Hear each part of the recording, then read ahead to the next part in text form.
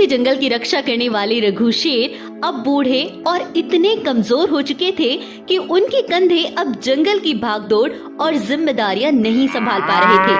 ऐसे में कोई भी जालिम जानवर जंगल में घुसता और किसी भी मासूम जानवर का आसानी से शिकार कर लिया करता था, जिससे जंगल का हर जानवर बड़ा परेशान आ गया था। वहीं रघु का बेटा भीमा अब जवान होने के बाद भी बड़ा ही कमजोर और डरपोक था, जिसके चलते वो किसी भी जानवर की जान ही नहीं बचा पाता था। ऐसे में एक बकरी कुछ जानवरों के साथ महाराज रघु के पास पहुंचती है। महाराज रघु, पिछले कई सालों से आपने जंगल की बहुत अच्छे से रक्षा की और हम आपकी बड़ी इज्जत भी करते हैं, लेकिन कल मेरे बेटे को एक खूंखार बाघ मानव ने अपनी चपेट में ले लिया था। एक ताकतवर भेड़िया पहुंचा और उसने मेरे बेटे की जान बचा ली। मुझे वो भेड़िया बहुत अच्छे व्यवहार का लगता है। हम आपके बेटे को जंगल का राजा बनाना चाहते थे, लेकिन आपका बेटा कमजोर और डरपोक है, वो जंगल को नहीं संभाल सकता। इसीलिए आप किसी ताकतवर जानवर को जंगल का राजा घोषित करें।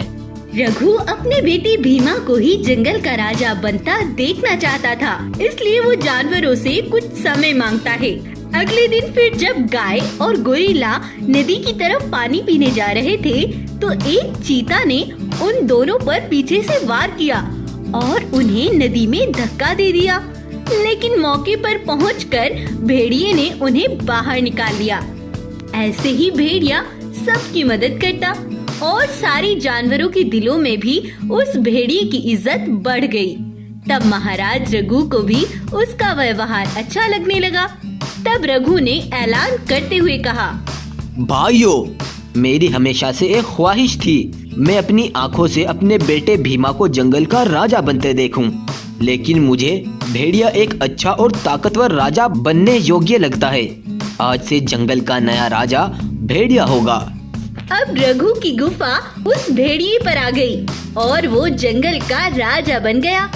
समय बीत रहा था, लेकिन जंगल में जानवरों की संख्या हर दिन कम होती दिखाई दे रही थी, जिसके चलते सभी बड़े परेशान हो रहे थे। ऐसे में तभी बड़ी आंधी तूफान जोरों की बारिश होने लगी। तब रघु अपने बेटे भीमा से, बेटा तुम कहीं मत जाना, मैं तुम्हारे लिए कुछ भोजन का इंतजाम करके लाता हूँ।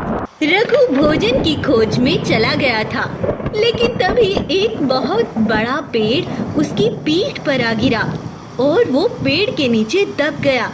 इधर भीमा भी अपने पिता के ना आने पर बड़ा परेशान हो रहा था। वो अपने पिता को ढूंढने बारिश में ही निकल पड़ा। अपने पिता को पेड़ के नीचे दबा देख भीमा बड़ा घबरा गया। पिताजी, ये आपको क्या हो गया? मैं तो इतना ताकतवर भी नहीं कि इस पेड़ को हटाकर आपको यहाँ से निकाल सकूं।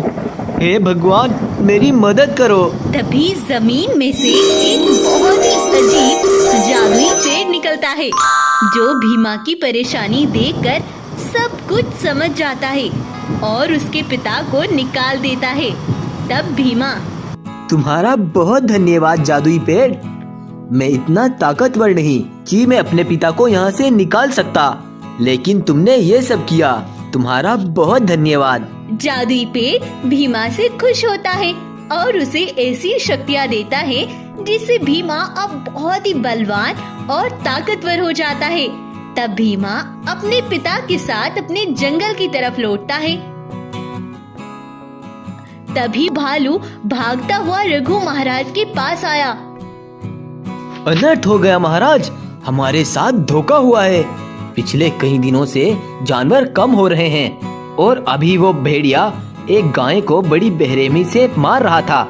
आप उसे जाकर बचा लो महाराज। इतना सुनकर भीमा तेजी से दौड़ता हुआ जाता है और भेड़िए को एक ही वार में चट कर देता है और उस गाय की भी जान बचा लेता है। सभी जानवरों को भीमा की ताकत का अंदाजा हो जाता है और अब रघु का सपना भी पूरा हो जाता है। रघु ने अपनी आंखों से भीमा को ही जंगल का एक महान और बहादुर राजा बनते हुए देखा।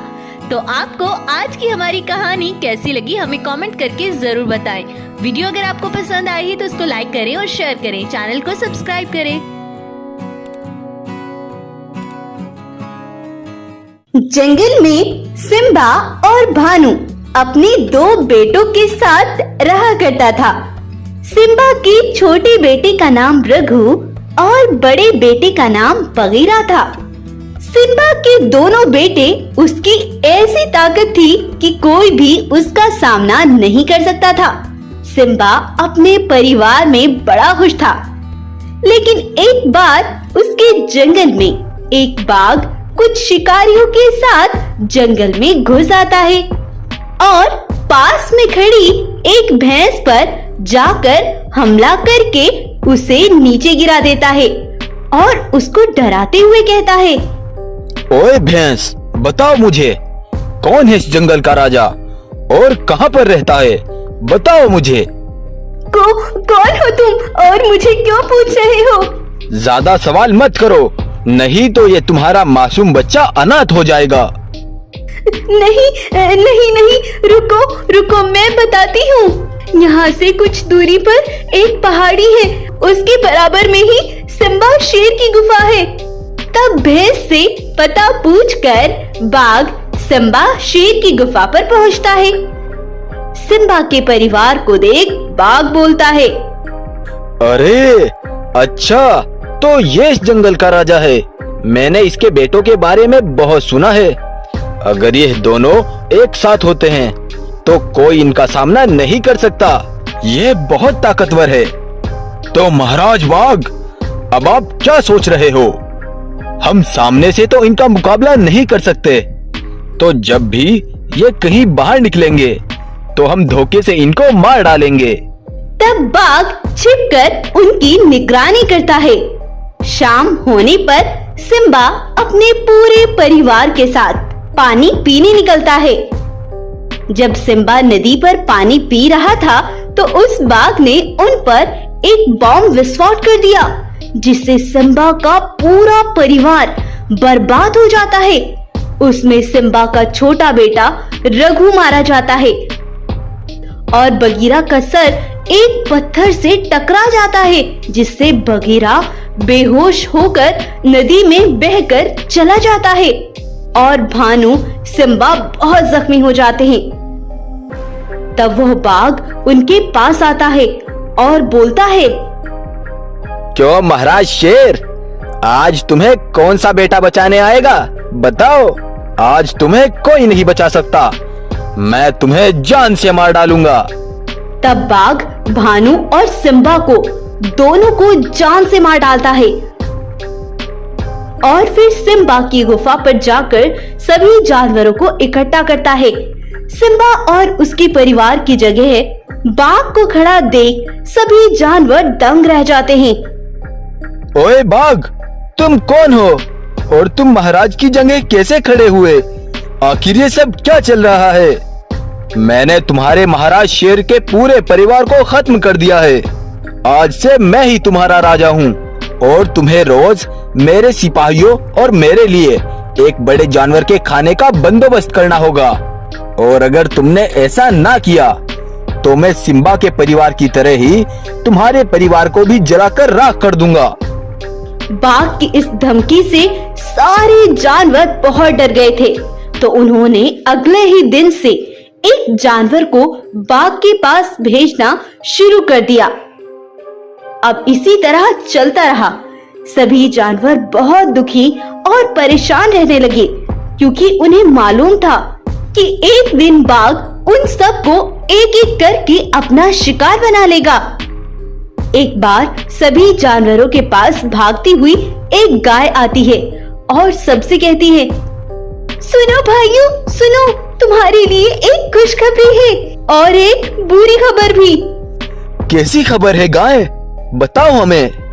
भाइयों, सिम्बा शेर का बड़ा बेटा बगीरा जिंदा है। क्या? बगीरा जिंदा है? ये तुम क्या बोल रही हो गाय? हाँ भाइयों, हम सब नदी में खड़े पानी पी रहे थे, तभी बगीरा पानी में बहता हुआ एक किनारे पर आकर रुक गया। अरे भाइयों, ये तो पास वाले सिम्बा शेर का बेटा बगीरा है। आखिर इसे क्या हुआ? तब हमने बगीरा को पानी से बाहर निकाला। कुछ देर बाद बगीरा को होश भी आ गया। सुनो बगीरा बेटा, तुम्हें क्या हुआ? तुम नदी में कैसे गिरे? बगीरा? कौन बगीरा? तुम किसकी बात कर रहे हो? मैं किसी बगीरा को नहीं जानता। लेकिन बुरी खबर ये है कि बगीरा की याददाश्त चली गई, उसे कुछ भी याद नहीं रहा। तब हम बगीरा को अपने साथ ले आए और उसे भोजन कराया। हाथी ने बगीरा को सब बताने की कोशिश की, लेकिन बगीरा को कुछ याद नहीं आ रहा। वो अपना सब कुछ खो बैठा है। अगर यही बात है तो बगीरा को हमें अपने जंगल लाना चाहिए ताकि उसे यहाँ कुछ याद आ सके। तब जानवर बगीरा को अपने ही जंगल ले आते हैं और वो बगीरा को बाघ से छिपाकर पूरे जंगल घुमाते हैं, लेकिन बगीरा को कुछ याद ही नहीं आता। एक बार रात के समय जब बगीरा सो रहा था तो बगीरा को अपने सपने में वो सब दिखाई देता है जो बाघ ने उसके और उसके परिवार के साथ किया था। तभी बगीरा घबराकर बहुत तेजी से उठता है। उसे घबराया हुआ देख भालू से पूछता है, अरे क्या हुआ बगीरा? तुम इतने घबरा क्यों रहे हो? क्या बात है? भालू, मुझे कुछ याद आया है। मैंने अपने सपने में देखा है कि एक बाघ ने हम पर बम ब्लास्ट करके हमारे परिवार को तबाह कर दिया है।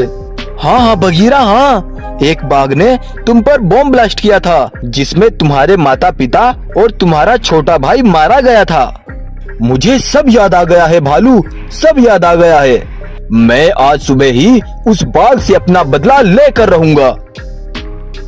तब सुबह होने पर बगीरा जाकर उस बाघ पर हमला करता है और उसे जान से मार डालता है और उसके सिपाहियों को भी मौत के घाट उतार देता है और उन सब से अपने और अपने परिवार के किए का बदला ले लेता है और फिर से सभी जानवरों के साथ खुशी से रहने लगता है। तो आज की हमारी ये कहानी आपको कैसी लगी हमें कमेंट सेक्शन में जरूर बताएं और फ्यूचर में अच्छी और यूनिक वीडियोस के लिए आप हमारे चैनल को सब्सक्राइब करें। Thank you.